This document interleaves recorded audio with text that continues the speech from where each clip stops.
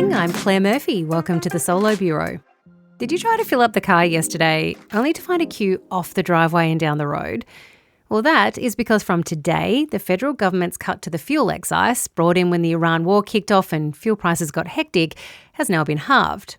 We're going to speak to an expert who can explain what that means, when we should fill up, and what a fuel excise is even for. But guess what? It is June no longer. You have officially woken up in a whole new month. So let's get to it. Here's what's been happening while you were sleeping for Wednesday, July 1.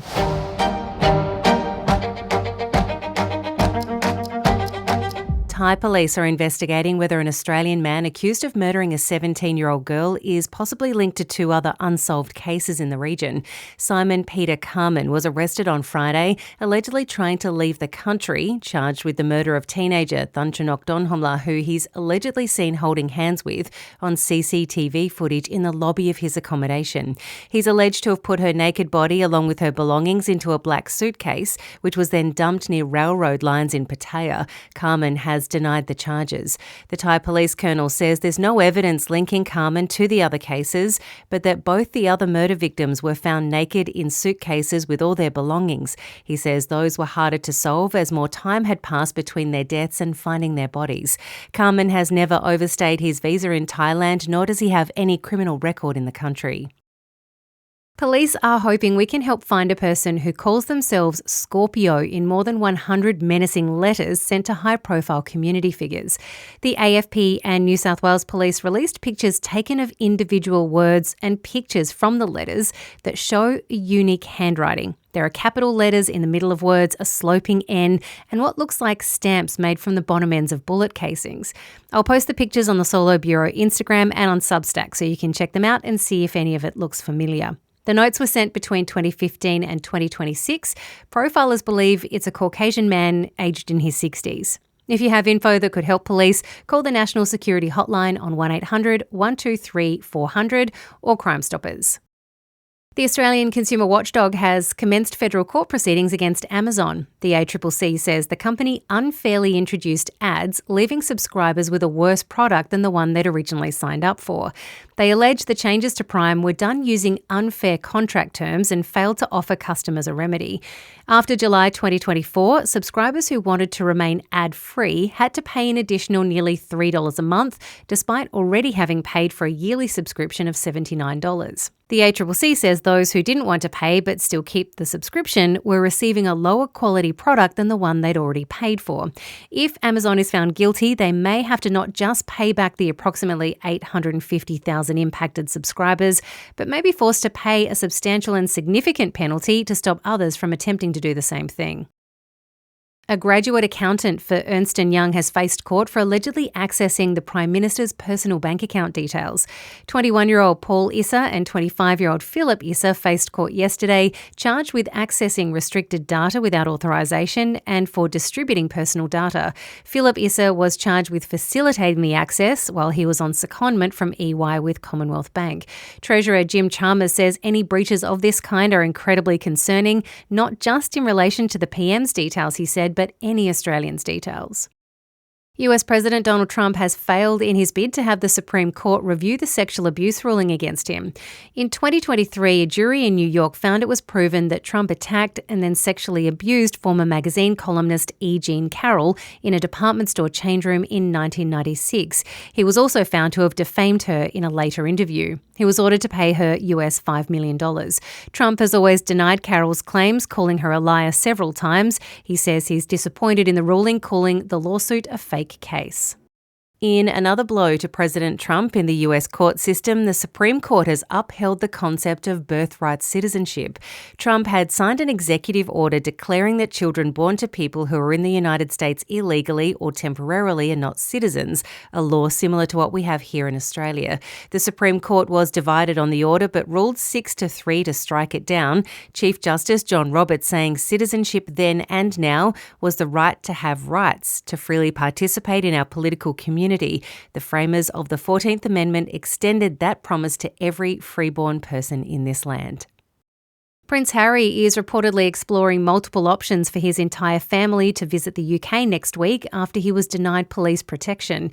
He was reportedly considering changing their plans after announcing that Archie and Lilibet, along with wife Meghan, would be accompanying him for 5 days of events back in his homeland.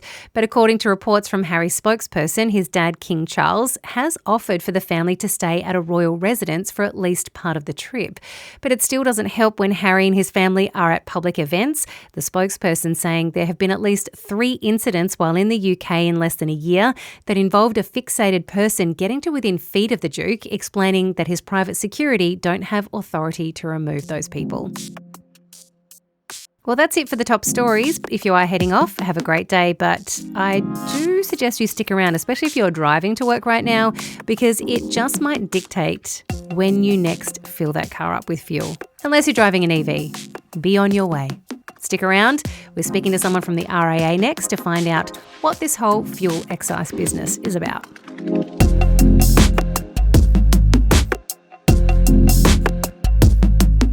Back in February, the US and Israel launched around 900 coordinated airstrikes on Iran. The attack was designed to bring down the Iranian regime, who the White House informed us were on the brink of creating a nuclear weapon.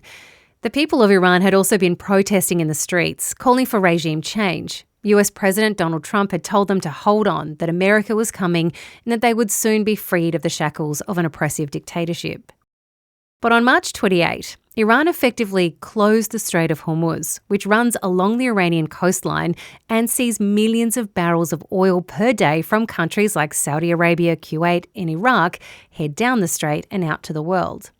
With the strangle of oil supply came skyrocketing petrol and diesel prices. Servos ran out of supply as motorists faced up to $3 a litre to fill up the car. The Australian government stepped in, shoring up our own fuel supply because we don't refine any of it here in Australia, so we have to get it brought in from other countries.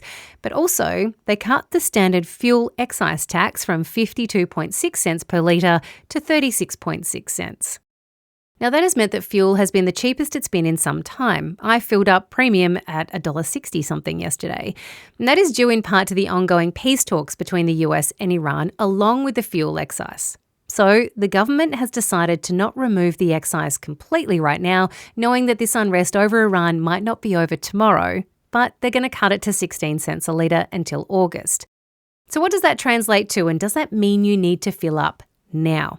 Pete Nattrass is the Principal Advisor, Energy and Future Mobility at South Australia's RAA. Pete, welcome to the Solo Bureau. Great to be here. First of all, we just want to understand what the cutting of the fuel excise from over 30 cents to 16 cents, what does that actually mean for us as motorists? So what it means for motorists is that from today, that we will progressively see the price of petrol and diesel at petrol stations. We're expecting to see that rise by up to 16 cents a litre. So will that happen immediately? How long does it take? Because from what I understand, the fuel that's currently sitting in tanks under servos has already been purchased at the lower price, is that right? And then when that fuel excise returns somewhat, then they'll be buying fuel at a higher price. So eventually the fuel prices will go up. Is that how it works? That's correct. That's how, from a motorist perspective, we'd certainly like to see it operate, is that they've purchased that fuel at a price that doesn't have as much fuel excise, because the fuel excise is a tax, essentially, that the federal government imposes when petrol is bought from like a wholesaler to then come to a retailer for us to buy. And so it's at that moment when they buy that fuel to put in their tanks under the ground at their petrol stations, that's when they pay the fuel excise. So theoretically, they'd have, hundreds of thousands of litres of fuel stored, underground at their petrol station. And that's what we very much keep an eye on at the RAA, because we want to make sure that if they bought it at a price, they should sell it and pass that saving on to motorists, because that's what the government intended. How do you monitor that, Pete? That feels like such an insurmountable obstacle, because you have no idea what litre of fuel that is currently sitting under that servo was put in there this morning or yesterday. Like, how do you actually track what that was bought at and what it's being sold at? That's very, very true. We don't know exactly how much fuel is underground at each petrol station in their tanks, but that's really why we are so active in the media, to put pressure on retailers and to support our members and all motorists, to be able to support the retailer that's supporting them. So a couple of years back, the South Australian government introduced real-time fuel pricing, and that requires petrol stations that if they change their price within 30 minutes of them changing, they need to notify a central data bank that the government maintains. And so we have our fuel app, the RAA app, and we report those prices. And so it really is about, consumers exercising their purchasing power to push back and use the market. So they put their prices up, we encourage people to shop where the prices are lower. And that's how we keep the retailers, more accountable, is by moving together as consumers to support the retailer that actually is passing that saving on. So would you then advise people to fill up their tanks this morning if possible? Because when we do see that happen, when we're told to fill up, things get a little hectic at the servo and there's queues, and sometimes people get a little frustrated and a little short with people who are working behind the counter. So is the advice to calmly fill up your vehicle this morning if you can? Yeah, people are very busy, and you're very true. Is we, safety first organisation, and so we would never, encourage people to queue out onto the road. That again is where fuel apps are so useful because, for example, the RAA app is Android Auto and Apple CarPlay. It can be presented in your vehicle, and you'll see there's hundreds of petrol stations across metropolitan Adelaide and along all the highways into the region. So there's a lot of choice. So we would say if you see queues, it's just drive on by and go to the next petrol station, because it's not worth, the risk to your safety to be queuing out onto the road and obstructing traffic. Sometimes servos on opposite sides of the road, directly opposite from each other, and sometimes even the same branded servos with different price petrol. And I understand that means that they have bought at a different price and are selling that petrol as opposed to the one across the road. But what's the biggest gap that we should see when it comes to fuel prices? Is a 20 cent a litre gap feasible in the next week or so between those petrol prices? Yeah, there is a possibility that we could see retailers who keep their price lower longer because they've bought a lot of fuel at a lower price, noting that the petrol stations also make a fair amount of their profits from, in-store purchases, so the iced coffees and the chewies and the newspapers. So, they make their money in different ways and not just on petrol. And so you may see some petrol stations really hold their prices lower longer, and that could result in a big difference between the lowest in the market and the highest prices in the market. Now, Pete, I actually love that you referenced iced coffees there because I'm also from South Australia, so I understand. I don't know if this is still true, that South Australia is the only state or territory where a milk product outsells Coca-Cola, because Farmers Union iced coffee is straight from heaven and should be consumed by everybody.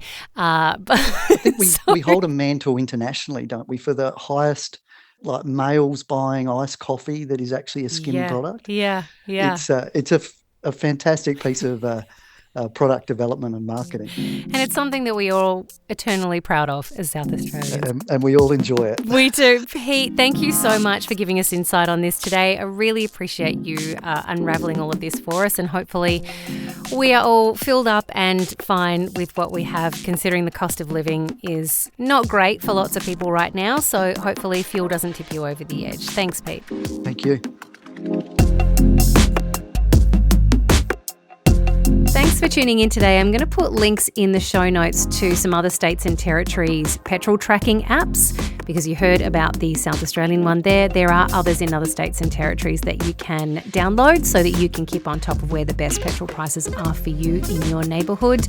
Also, I can see in the numbers you guys are absent from the downloads this week because of school holidays in Victoria. That is totally understandable. We've got things to do as parents keep those tiny humans alive while they're in our care. I do hope to see you back on the other side of the holidays. I will be right here. Don't forget, though, to rate and review the show in your podcast app. I had a very constructive meeting yesterday that could turn into something pretty special for this show. I'm going to need your help to get it right, though, so stay tuned. But also, if you want to advertise on the Solo Bureau, please let me know. Send me an email, claire@thesolobureau.com, and we can talk about it. Have a good day. Bye.